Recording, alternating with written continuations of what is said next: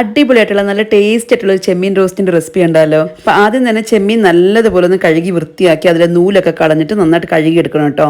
ഇനി ഒരു പാത്രത്തിലേക്ക് ആ കഴുകി വൃത്തിയാക്കിയിരിക്കുന്ന ചെമ്മീൻ എടുക്കുക. എന്നിട്ട് ആവശ്യത്തിന് ഉപ്പ്, കുറച്ച് മഞ്ഞൾപ്പൊടി, പിന്നെ കാശ്മീരി റെഡ് ചില്ലി പൗഡറും അതേപോലെ എരിവുള്ള മുളക് പൊടി ഇത് രണ്ടും ചേർക്കുന്നുണ്ട്. കുറച്ച് ജിഞ്ചർ ഗാർലിക് പേസ്റ്റും പിന്നെ വിനീഗറും ഇത്രയും ചേർത്തിട്ട് നന്നായിട്ട് ഈ ചെമ്മീനൊക്കെ ഒന്ന് മാരിനേറ്റ് ചെയ്ത് വെക്കുക. മസാല എല്ലായിടത്തും എത്തുന്ന രീതിയിൽ മാരിനേറ്റ് ചെയ്തിട്ട് മാറ്റി വെക്കുക. എത്ര നേരം വെക്കുന്നോ അത്രയും നല്ലത്. അപ്പോൾ അത് അവിടെ ഇരുന്നോട്ടെ. ഇനി ഇതിലേക്ക് വേണ്ട ചെറിയ ഉള്ളി, ഇഞ്ചി, വെളുത്തുള്ളി, പച്ചമുളക് ഇത്രയും ഒന്ന് ചതച്ചെടുക്കണം കേട്ടോ.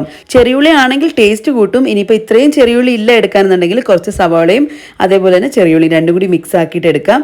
ഇനി അതല്ല വെറും സവാളയിൽ മാത്രം ഉണ്ടാക്കി എടുക്കുകയാണെന്നുണ്ടെങ്കിൽ ഇത്ര ടേസ്റ്റ് ഉണ്ടാവും ഡൗട്ടാണ്. സോ അപ്പോൾ അതുകൊണ്ട് ചെറിയുള്ളി മാക്സിമം ചേർക്കാൻ ശ്രമിക്കാം. അപ്പോൾ അത്യാവശ്യത്തിലേറെ ചെറിയുള്ളി ചേർത്തിട്ടുണ്ട് കേട്ടോ. ഇതിൽ എത്രത്തോളം ചെറിയുള്ളി ചേർക്കുന്നോ അത്രയും ടേസ്റ്റ് കൂട്ടുമെന്ന് വേണമെങ്കിൽ പറയാം. ഇത് ഞാൻ അങ്ങനെ ചതച്ചെടുത്തിട്ടുണ്ട്. എല്ലാം ഒരുമിച്ച് വേണമെങ്കിലും ചെയ്യാം, പക്ഷെ ഞാൻ വീഡിയോയ്ക്ക് വേണ്ടിയിട്ട് സെപ്പറേറ്റ് ചെയ്തു എന്ന് മാത്രം. ഇനി ചട്ടി ചൂടാക്കാൻ വെച്ചിട്ടുണ്ട്. എന്നിട്ട് വെളിച്ചെണ്ണ ഒഴിച്ചു കൊടുത്തു. വെളിച്ചെണ്ണ തന്നെ വേണേ. എന്നിട്ട് ആ എണ്ണ ഒന്ന് ചുറ്റിച്ചു കൊടുത്തിട്ടുണ്ട്. ഇനി ഇതിലേക്ക് നമ്മൾ ചതച്ച് വെച്ചേക്കുന്ന ഉള്ളി, ഇഞ്ചി, വെളുത്തുള്ളി, പച്ചമുളക് ഇതെല്ലാം ചേർത്ത് കൊടുത്തു. അതിൻ്റെ കൂടെ കറിവേപ്പിലയും കൂടി ഇട്ടിട്ടുണ്ട്. ഇനി ഇത് നന്നായിട്ടൊന്ന് വഴറ്റിയെടുക്കണം കേട്ടോ. അപ്പോൾ കുറച്ച് ഉപ്പ് ചേർത്തിട്ട് ചെയ്യുകയാണെന്നുണ്ടെങ്കിൽ പെട്ടെന്ന് ആക്കി കിട്ടിക്കോളും. നന്നായിട്ടൊന്ന് വഴറ്റിയെടുക്കണം. അടച്ചു വെച്ചൊന്ന് വേവിച്ചതിന് ശേഷം വീണ്ടും തുറന്ന് വെച്ച് നന്നായിട്ടൊന്ന് വഴറ്റിയെടുത്താൽ മതി. ചട്ടി ആയതുകൊണ്ട് ചിലപ്പോൾ അടി പിടിക്കാൻ സാധ്യതയുണ്ട്. അതുകൊണ്ട് ഇടയ്ക്കിടയ്ക്ക് ഇളക്കി കൊടുത്തുകൊണ്ടേ ഇരിക്കണേ. ഇതുപോലെ കളറൊക്കെ അത്യാവശ്യം നല്ലതുപോലെ മാറി വന്നിട്ടുണ്ട്. ഉള്ളിയൊക്കെ നന്നായിട്ട് വാടിയിട്ടുണ്ട്. ഈ സമയത്ത് കുറച്ച് മഞ്ഞൾപ്പൊടി, മുളക് പൊടിയും ചേർത്ത് കൊടുക്കുന്നുണ്ട്.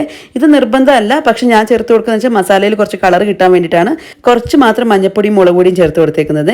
ഇനി പൊടികളുടെ പച്ചമണം മാറുന്നവരെ ഒന്ന് ചൂടാക്കി എടുക്കുക. അത് കഴിഞ്ഞ് ഇതിലേക്ക് മാരിനേറ്റ് ചെയ്ത് വെച്ചേക്കുന്ന ചെമ്മീൻ ചേർത്ത് കൊടുക്കണം കേട്ടോ. ഇനി ഇതെല്ലാം നന്നായിട്ടൊന്ന് മിക്സ് ചെയ്തിട്ട് അടച്ചു വെച്ച് വേവിക്കണം. ഒട്ടും വെള്ളം ചേർക്കേണ്ട ആവശ്യമില്ല. കാരണം ചെമ്മീനിൽ കുറച്ച് വെള്ളം ഉണ്ടാവും. അപ്പോൾ അതൊക്കെ ഇറങ്ങി വീണ്ടും അതെല്ലാം വറ്റിച്ചെടുക്കണം.